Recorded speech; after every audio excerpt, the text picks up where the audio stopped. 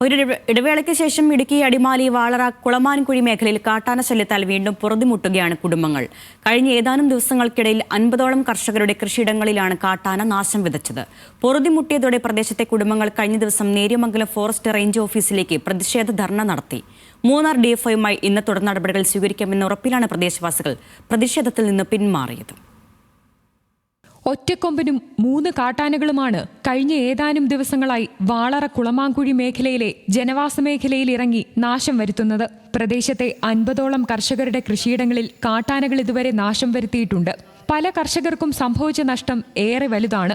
ഏലവും മലയിഞ്ചിയും തെങ്ങും കവുങ്ങും കൊക്കോയുമൊക്കെ കാട്ടാനകൾ നശിപ്പിച്ചു. ഈ കുളമാൻകുഴി മേഖലയിൽ ഒറ്റക്കൊമ്പന്റെ ശല്യം അതിരൂക്ഷമായിട്ട് നിൽക്കുകയാണ്. ഇവിടുത്തെ ഈ പ്രദേശവാസികളായ ജനങ്ങൾക്ക് ജീവിക്കാൻ പറ്റാത്തൊരു സാഹചര്യമാണ് മുന്നോട്ട് പോകുന്നത്. അവരുടെ കൃഷി ദേഹണ്ണങ്ങളൊക്കെ ഏക്കർ കണക്കിന് നശിപ്പിച്ച് നാറാണത്ത് പിടിപ്പിച്ചിട്ടിരിക്കുക. കണ്ട സഹിക്കില്ലാത്തൊരവസ്ഥയാണ്. തുരത്തി ഓടിക്കാൻ ശ്രമിച്ചാലും കാട്ടാനകൾ ജനവാസ മേഖലയിൽ നിന്നും പിൻവാങ്ങാൻ തയ്യാറാകാത്ത സ്ഥിതിയാണ്.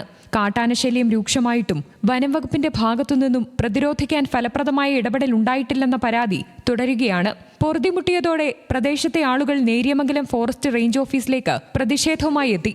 തുടർന്ന് നടത്തിയ ചർച്ചയിൽ ആനയെ തുരത്താൻ പ്രദേശത്ത് RRT സംഘത്തെ നിയോഗിക്കാമെന്ന് വനംവകുപ്പ് ഉറപ്പു നൽകി.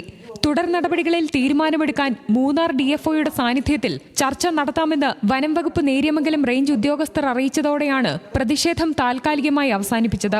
കഴിഞ്ഞ 3 ദിവസകാലങ്ങളായി രാത്രിയിൽ ഈ പറമ്പിലാണ് ആന വന്നു നിൽക്കുന്നത്. അതിൻ്റെ ഭാഗമായിട്ട് 250 കട ഏലം, 50 കമുക്, 30 കൊക്കോ, 50 സെന്റിൽ മലയിഞ്ചി മുതലായ കൃഷികൾ സമൂലം നശിപ്പിച്ചു. കഴിഞ്ഞ രാത്രിയിൽ ഒരു ആദിവാസി യുവാവിനെ ആന ഓടിക്കുകയും കഷ്ടി രക്ഷപ്പെടുകയാണ് ചെയ്തത്.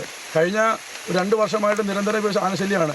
2 വർഷമായിട്ട് ഞങ്ങൾ ഫോറസ്റ്റ് ഡിപ്പാർട്ട്മെൻറ്റിലേക്ക് ഇതിനു വേണ്ട അപേക്ഷ കൊടുക്കുകയും നഷ്ടപരിഹാരത്തിന് ആവശ്യപ്പെടുകയും ചെയ്ത പേപ്പറിൽ കൊടുത്തിട്ട് ഇതുവരെ ഒരു പൈസ ആളുകൾ കിട്ടിയിട്ടില്ല. കാട്ടാനകൾ ജനവാസ മേഖലയിലേക്ക് ഇറങ്ങുന്ന പ്രദേശത്ത് ശാസ്ത്രീയമായ രീതിയിൽ ഫെൻസിംഗ് തീർത്താൽ ആനശല്യം പരിഹരിക്കാമെന്നാണ് പ്രദേശവാസികളുടെ വാദം. കാട്ടാനശല്യം രൂക്ഷമായതോടെ പകൽ സമയത്ത് കൃഷിയിടങ്ങളിൽ ഇറങ്ങാൻ പോലും കർഷകർ ഭയക്കുന്ന സ്ഥിതിയാണ്. മഴ പെയ്യുന്നതോടെ അടിക്കടി ഈ പ്രദേശത്ത് വൈദ്യുതിയും മൊബൈൽ നെറ്റ്വർക്കും മുടങ്ങുന്ന അവസ്ഥയുമുണ്ട്. കഴിഞ്ഞ ദിവസങ്ങളിലൊക്കെയും കൃഷിയിടങ്ങളിൽ കാട്ടാനകൾ എത്തിയിട്ടും തുരത്തി ഓടിക്കാൻ മാർഗമില്ലാതെ കർഷകർ പ്രതിസന്ധിയിലായിരുന്നു. ഇന്ന് DFOയുമായി നടത്തുന്ന ചർച്ചയിൽ കാര്യമായ പരിഹാരമുണ്ടായില്ലെങ്കിൽ സമരം ശക്തമാക്കുമെന്ന് നാട്ടുകാർ പറയുന്നു. വാളറ, പാട്ടയിടമ്പ്, കുളമാൻകുഴി, കോളനിപ്പാലം, 6 മൈൽ തുടങ്ങിയ കൊച്ചി ധനുഷ്കോടി ദേശീയപാതയ്ക്ക് സമീപത്തെ പ്രദേശങ്ങളിലാണ് കഴിഞ്ഞ 2 ആഴ്ചയായി കാട്ടാനകളുടെ ശല്യം അതിരൂക്ഷമായത്. ന്യൂസ് മലയാളം, ഇടുക്കി.